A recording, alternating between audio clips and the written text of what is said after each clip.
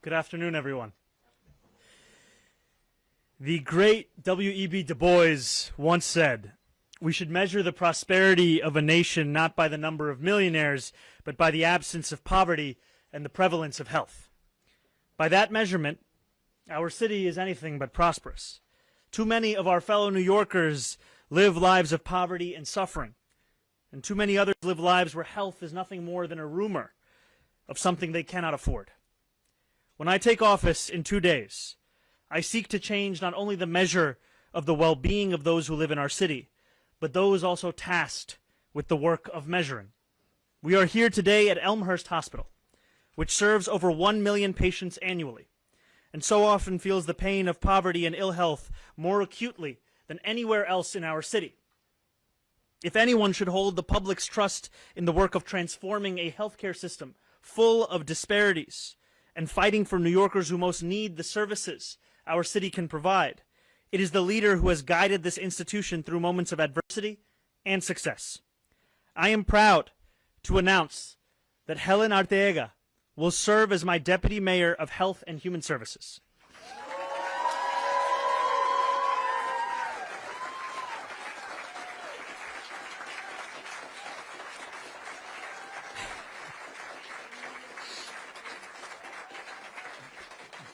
Helen has served as CEO of New York City Health and Hospitals Elmhurst since February of 2021, the same hospital that saved her and so many other New Yorkers' lives during COVID.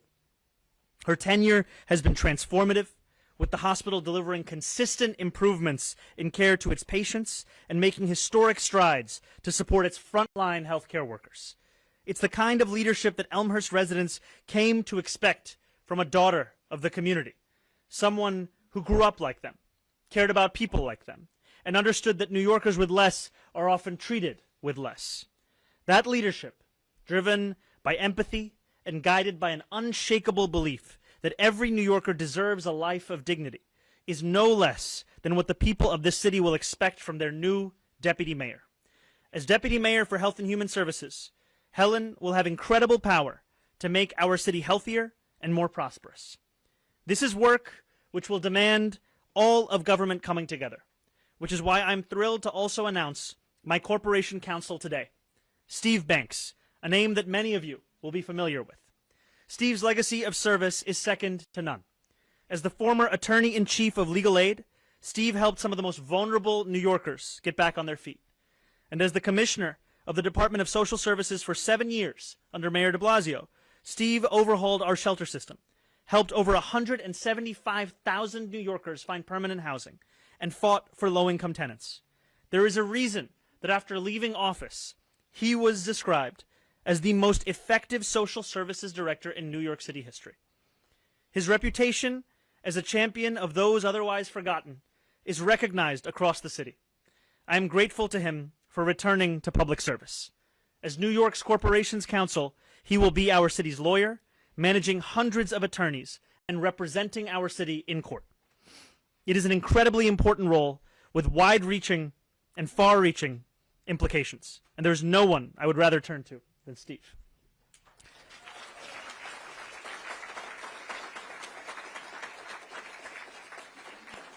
Finally, as today is the day of announcements, and we are speaking of counsel, I am delighted to announce that I am naming Ramsey Kasim as chief counsel. Ramsey will be joining the administration from CUNY, where he serves as a professor of law. Government service is no novel concept for Ramsey, who served as a senior policy advisor for President Biden from 2022 to 2024, and has deep experience arguing in court, including before the Supreme Court. I will turn to Ramsey for his remarkable experience and his commitment to defending those too often abandoned by our legal system. City Hall will be stronger with him in it, and our work of building a more prosperous city for all will have a powerful advocate. My sincere hope is that New Yorkers who have long felt on the margins of this city, the homeless veteran straining to survive, the patient searching for the care that they need, an immigrant trying to get by, will feel that they now have leaders in their corner who understand their struggles and care to fight for them. That is the city I want to build, the prosperity I intend to deliver, and the leadership that has too long been lacking. Thank you, and please join me in first introducing Ramsey Kasim, my new Chief Counsel.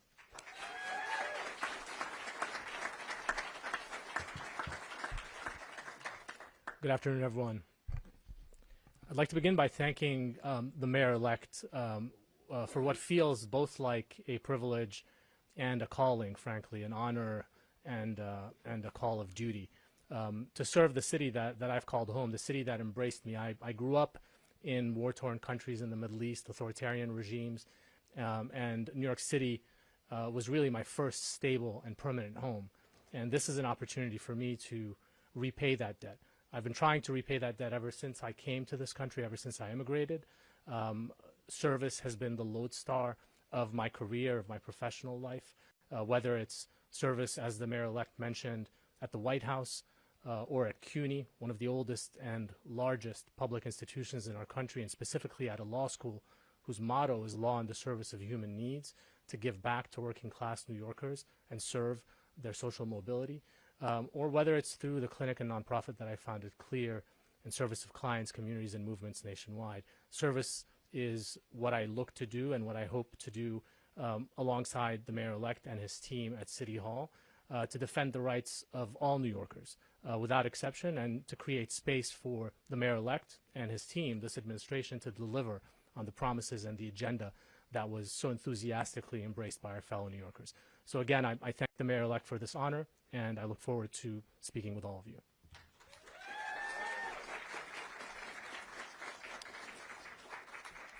Now I would like to call forward a friend and soon to be a partner in our administration, Steve Banks. Good afternoon. Thank you, Mayor-elect, for nominating me to lead the New York City Law Department and for your very kind words. If only my mother and father could hear your words. During all my years as a legal aid lawyer and then as a city commissioner, they wondered what I was actually doing with my law degree. Your words would have given them a lot of nachas. I have a unique perspective on the law department. For 33 years as a legal aid lawyer, including 10 as head of the organization, I litigated against the law department. For 8 years as a city commissioner, I was represented by the law department in both affirmative matters involving access to rental assistance, SNAP, food stamps, and Medicaid, as well as matters defensively protecting and addressing the right to shelter.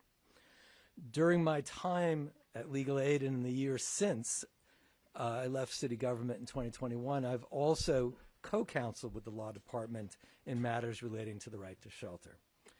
I know firsthand the key role that the staff of the law department can play in supporting the mayor-elect's vision and agenda for transformative change to help New Yorkers in every community of the city. I'm honored to be the first legal aid lawyer ever nominated to be the Corporation Counsel, and I'm ready for this leadership role. You see, the Legal Aid Society had 1,100 lawyers. That's even more than the numbers of lawyers at the law department. So I'm ready to manage a large law firm like I did at the Legal Aid Society. And in addition to the well-known major cases that I've litigated and handled for low-income and working New Yorkers, over the course of my 44 years as a lawyer, I've represented large numbers of individual clients whose lives have been harmed by city actions. This has provided me with a unique vantage point on the human impact of city policies and practices. The law department can play an essential role in addressing the human impact of such city conduct. Finally, my wife of almost 40 years, who I met on a picket line, by the way, during a legal aid strike in 1982, she and I have been blessed over the past year with 2 grandchildren. I'm ready to take on this role because I know that under this mayor, the Corporation Counsel, and the staff of the law department can help make this city a better place for our grandchildren, for every New Yorker, their children, and their grandchildren. Thank you again, Mayor-elect, for this opportunity.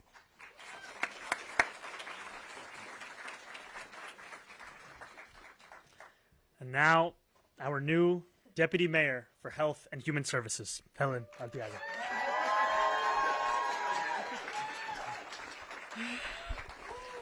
Buenas tardes, everyone. Good afternoon, and welcome to Elmhurst. I want to thank the Mayor-elect Mamdani for this trust and faith in appointing me Deputy Mayor for Health and Human Services.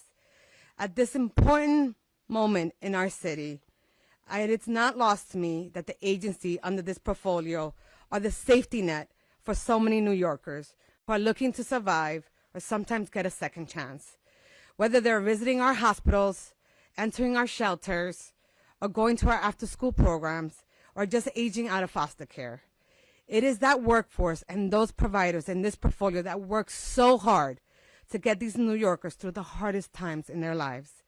To that workforce and those providers, I say I'm ready to work alongside you to provide innovative solutions so you can take advantage of every opportunity, every interaction to address the affordability crisis that brings so many to our doors.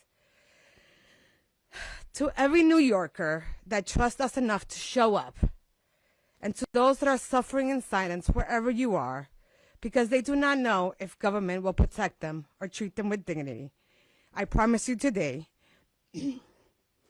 that I will work so hard to ensure that you are seen and that we are thinking big and courageous about solutions that will allow you to thrive in the city that we love. You see, I see you because your struggles are mine. I am who I am because of them. I want to thank Mayor-elect and the team for indulging this appointment here at Elmhurst Hospital, because you see, here is where my advocacy was born. It is here where my dad died without having lack of insurance. It was here that I survived COVID. And it's here that I want to say, Madre, tu sacrificio valió la pena.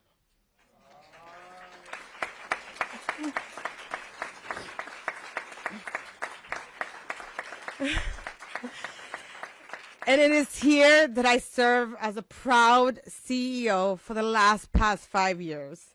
Like the mayor-elect, I'm just another immigrant kid from Queens. But the two of us are ready to take everything that we learned from our culture, our families, and our upbringing to make big changes in New York City, the city that has loved us so much. So to Dr. Katz, my H&H family, and my Emil Strong family of 6,057, know that I'm super grateful for these last 5 years. Thank you for showing up. Thank you for learning together, for growing together, for crying together, and for overall coming together for our city. When I walk through the doors of City Hall in like 2 days, I'll be walking in with all of you inside my soul and my spirit. But now I'm ready to work on something really cool. I'm ready to work on the mayor's-elect vision and dream for New York City. Mil gracias.